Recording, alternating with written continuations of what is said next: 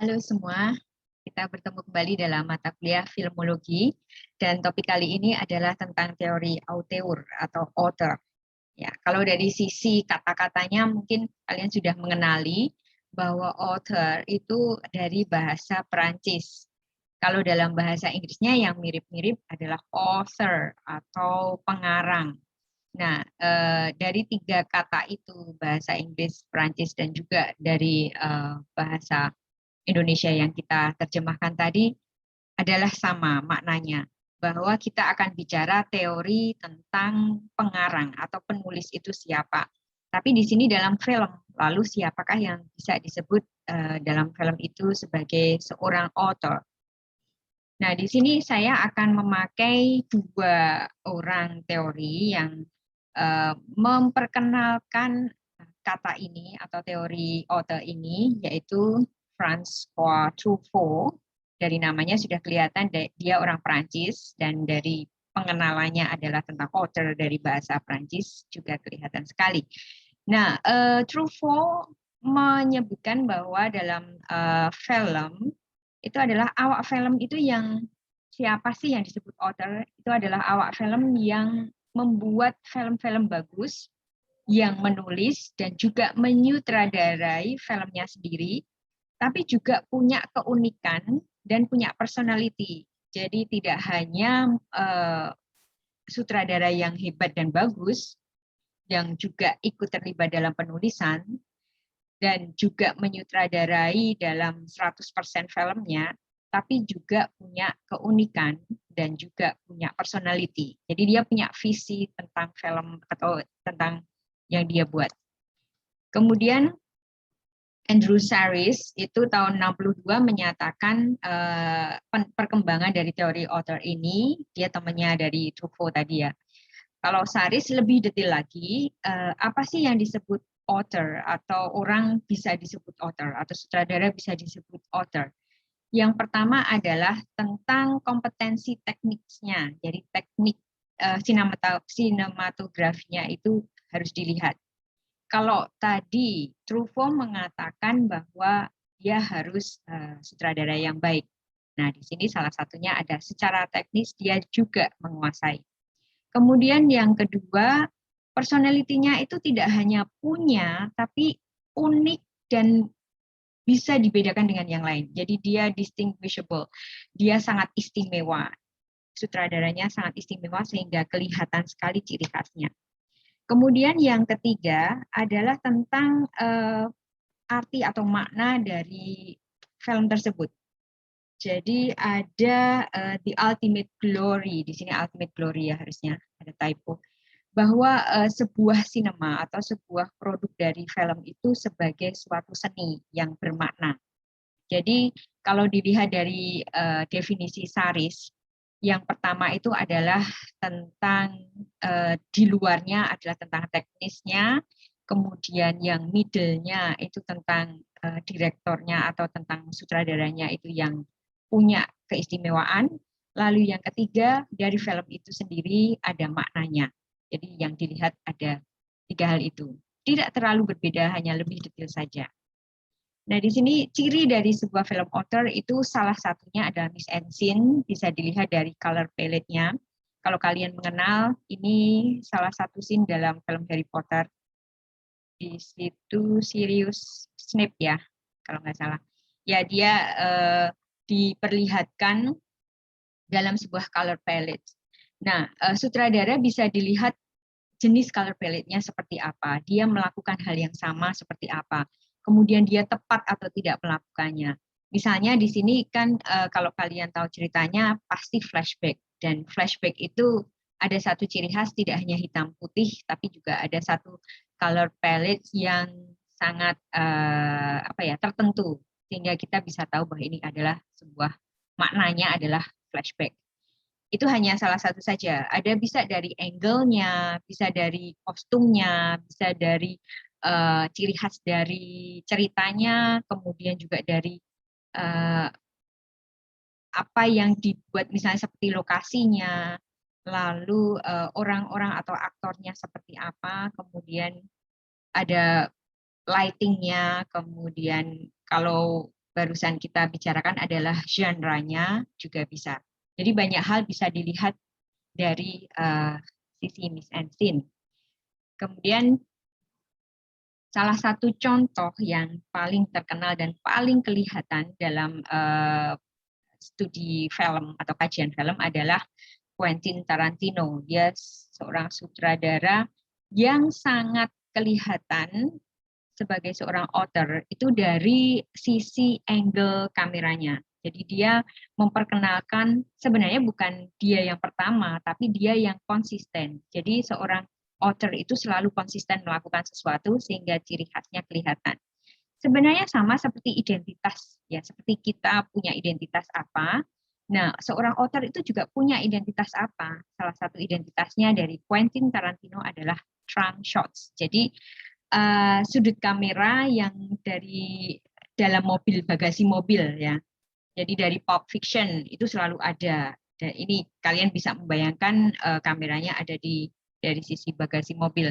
Kemudian Kill Bill, kemudian ada film From Dusk Till Dawn, itu juga ada satu scene atau angle yang dibuat dari trunk shots. Kemudian dari Death Proof, lalu dari Inglourious Basterds juga ada.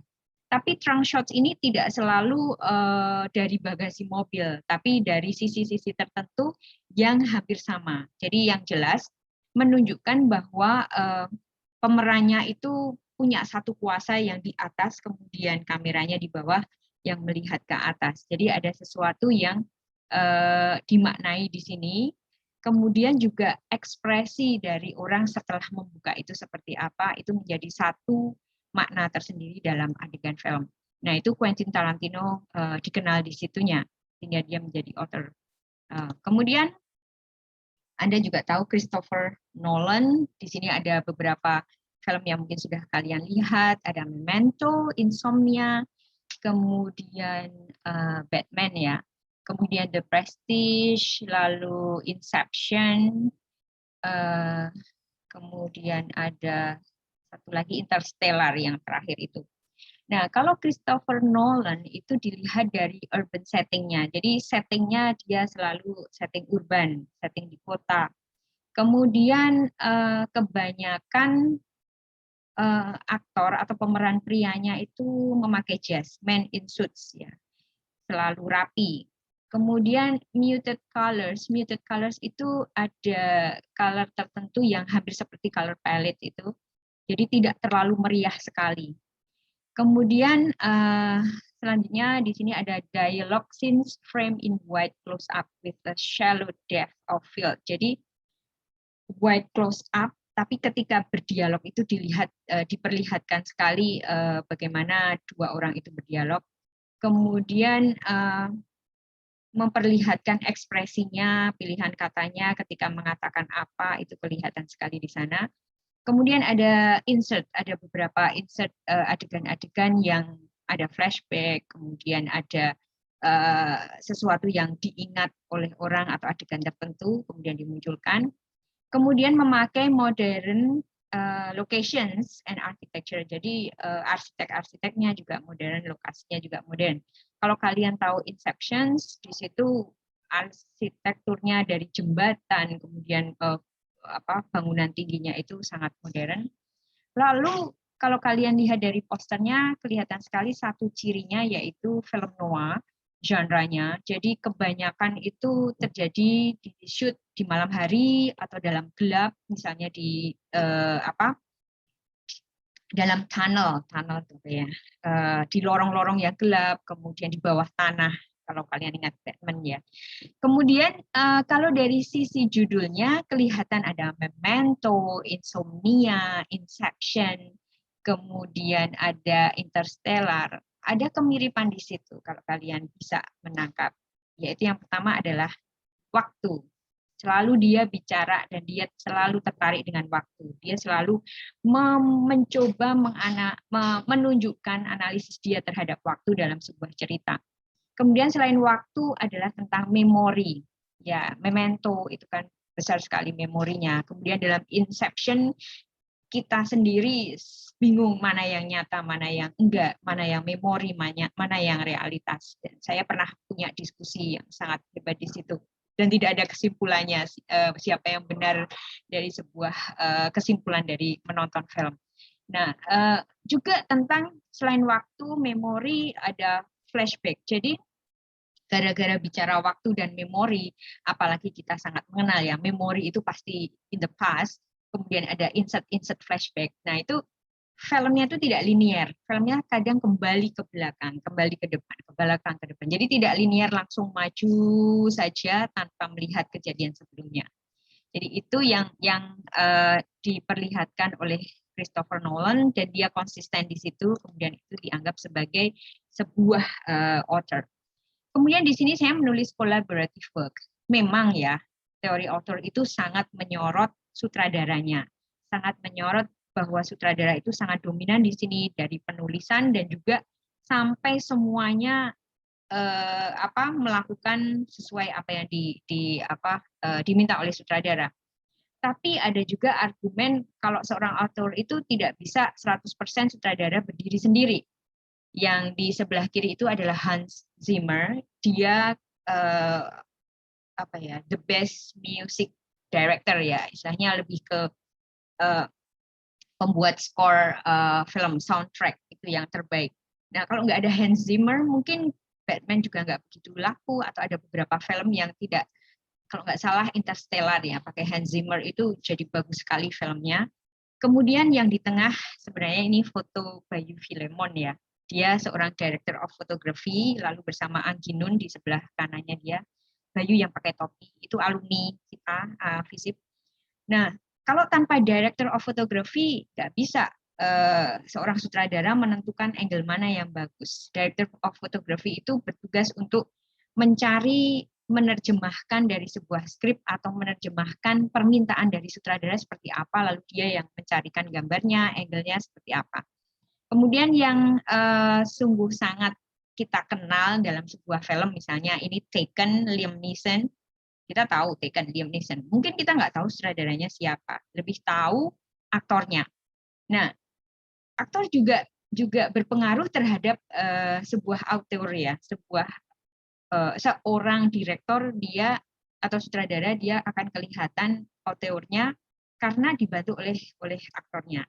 Nah, di sini collaborative work-nya ini membentuk satu makna dari seorang sutradara yang auteur. Hanya saja memang seorang sutradara itu lebih dominan dimanapun.